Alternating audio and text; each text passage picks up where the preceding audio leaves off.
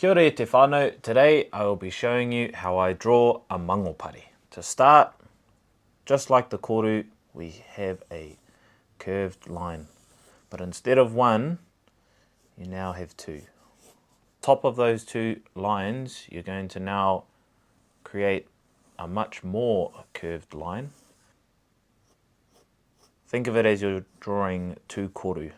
One on this side, and then mirror it on the other side. From there, you're going to, again, from the bulb, you're going to draw another curved line.